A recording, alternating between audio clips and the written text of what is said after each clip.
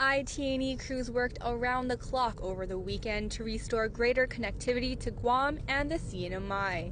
This following the communication outage that stemmed from damage to IT&E's main undersea fiber cable last week.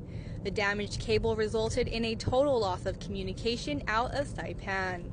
While most services have been restored to Guam, Rota, and Tinian, IT&E has reported the restoration of landline, long-distance prepaid, and limited internet services in Saipan as of Sunday. Jillian Angeline is a correspondent for Saipan's KSPN 2 News. It's basically a dial-up system that we're dealing with right now. So yesterday around 11:30 p.m., I was able to go online and I was able to check my email. But no emails were opening. I could see them all there, but no emails were opening. She said residents could be seen sitting on top of cars, stretching out their phones, trying to get service. But for some, phone problems were the least of their worries.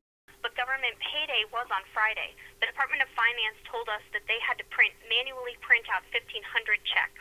According to Angeline, the Department of Finance, along with several other businesses, may consider relocating to Tinian until full communication services are restored to Saipan.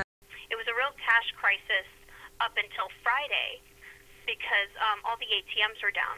The ATMs are starting to come back up as of Friday afternoon. But aside from banking, Angeline says tourism was impacted the most, suffering from canceled flights and limited credit card capabilities at hotels. Meanwhile, Angeline said Saipan residents are also using creative means to reach their families across the globe. I'm able to talk to my family in New Jersey through a landline at home, and I have coworkers that are giving me messages, and then I'm dictating it to my mom to email their families in the Philippines. On a brighter note, Angeline said many people were actually relieved by the outage. But it really gives everyone a chance to, disconnect and actually look up on their phones and talk with the people sitting next to them and make that physical connection.